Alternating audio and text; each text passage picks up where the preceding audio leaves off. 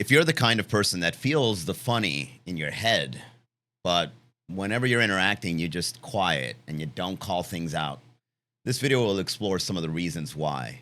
So you're out there living your life and you notice, people being absurd, people acting up, or something hilarious happening, but you don't say it out loud, so you just keep it to yourself. Well, have you ever considered what happens in between when you have the funny thought, but nothing comes out? I'm Manny Garavito. I'm a comedy coach, and I help people stop overthinking when it's time to say something funny so you can actually get it out there with some good timing. So this video is for the people who think fast but hesitate. You can see through the BS, but you don't say nothing. And what we're going to do here is we're going to break down 3 invisible bad habits that quietly kill timing without you realizing it. And when you understand these, a few things happen. You stop interrupting yourself, and your timing starts to feel a little natural.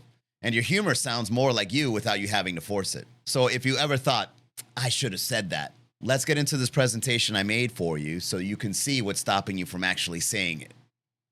So I want to start out by pointing something that's very important to understand.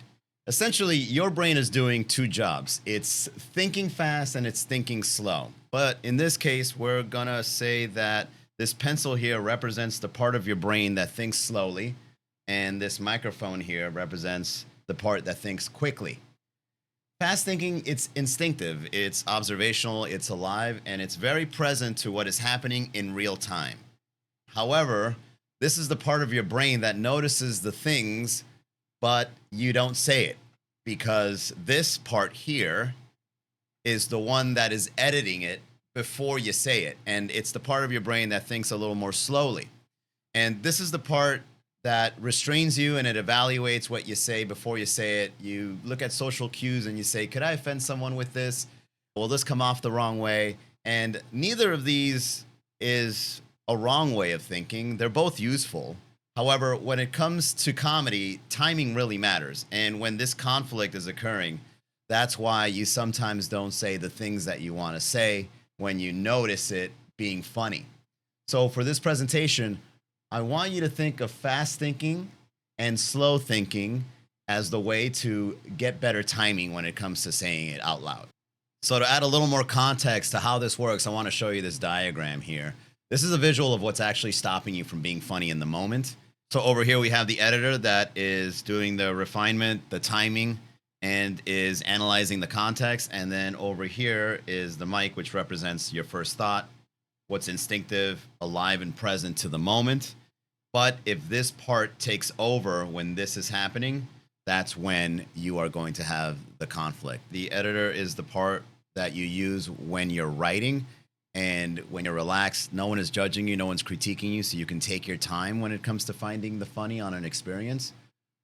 But when the experience is actually happening, that's when the editor has to take a back seat, and you're going to have to let the mic take over because the instincts need to kick in. You need to be alive, you need to be present to what's actually happening, and you need to say it. So over time, as you practice saying the things out loud, you start trusting your instincts a bit more, and you say it a bit more quicker, you say it more clearly, more concise, more in the moment. And the reason why is because you have experience on trusting your first thought and just saying it out loud. Eventually, you just say it also because it's just fun to say. And that's the rule. For this next part, I want you to think of the funny thought as a wave. They come in, they go up, and they have a moment, and then they go right back the same way they came in. And that's the nature of a funny thought. You have a moment, and that moment, when you try to capture it, you ruin it. And there are a few common ways people do that. The first one is stopping themselves from saying it, like we mentioned before. And the other one is they try to force the thought to go in a direction that doesn't go. They either over-explain it or they try to grab it and explain it in a way that kills the vibe. So when you see funny thoughts as waves, you start to understand the nature of it, and something very important, that they're temporary and they're moving and they come and go. And a very specific window is there when you can ride it into a funny direction. If you miss it, the wave doesn't stop. It just passes. And that's what makes a joke fun. It's here one moment and it's gone the next.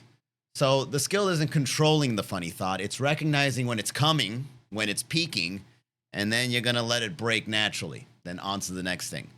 Funny thoughts aren't meant to be frozen or dissected in real time. They're meant to be felt when it's happening, and then you just release them. So if you get really good at noticing funny thoughts as they come and go, and in this case you see it like a wave, you can see the rise forming, you can see the direction it's going naturally, and then that peak moment comes in where the timing is just right to say what it is that you're instinctively noticing and saying it in a way that is funny or amusing or entertaining. And then when that moment is gone, you don't try to grab it or overdo it or over explain it. You just let it break away and allowing it just to have its moment for that specific time. So, what's another thing that kills timing when it comes to saying jokes? We've already explored not saying it when you had the thought, and we've explored saying too much or taking it in a direction it shouldn't go. Well, what about the lag? You ever seen a funny example where somebody says a joke like 5 minutes later and everyone just looks at each other like that moment already passed? Well, how do you shorten that gap? And in this section, I want you to notice that when it comes to timing, the time between is crucial. Here's how I see why there's lag when it comes to saying something funny. I believe there's two main reasons. The first one is having doubt. You have the thought, but instead of saying it, you let doubt slow you down. You wait, you kind of second guess yourself.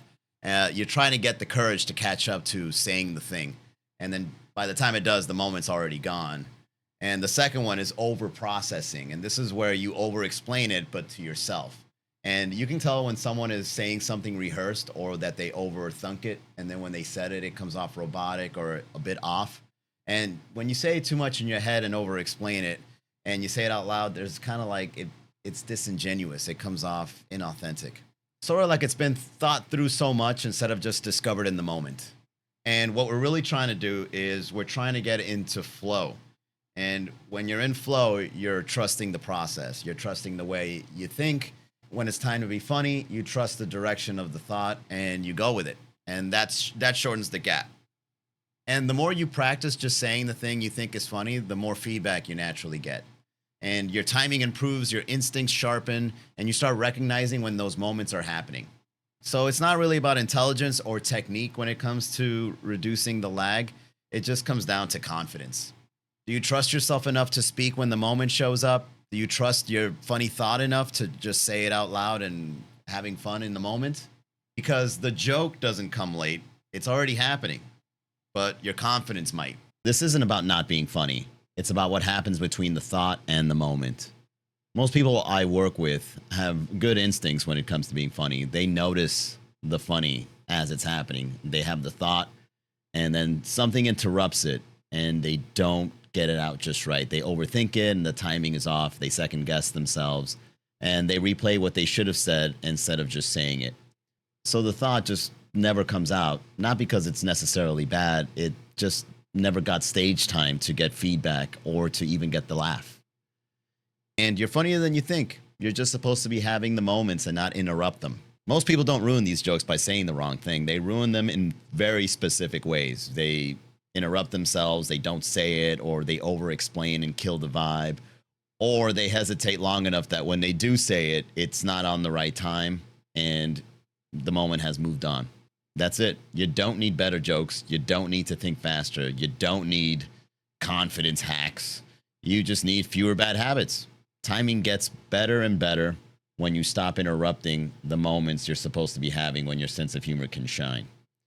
And once you see that pattern, it shows up everywhere. On stage, in meetings, on dates, conversations, any moment where timing actually matters, you can get a better feel for it. And this is the most important part. This is trainable. They say you can't teach funny. I disagree. Comedy coaching isn't about changing your personality or turning you to some sort of stand-up comedian performer. It's about restoring this timing that you already have naturally in you. We're not adding jokes. We're just removing what's in the way. And if you recognize yourself in this video and you want help breaking these bad habits faster than just trial and error, that's exactly what I work on. Visit MannyGaravito.com and inquire about one-on-one comedy coaching.